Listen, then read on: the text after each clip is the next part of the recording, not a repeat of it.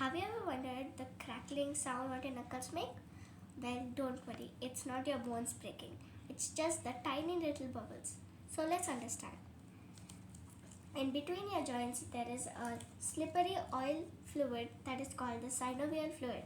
This synovial fluid helps your joints to move smoothly and it has gases dissolved in it. So when you stretch or bend your fingers, you create a small air bubble in that fluid. These air bubbles pop when there is pressure added to it. That's the sound what we hear. So, can you pop the bubbles after being immediately popped?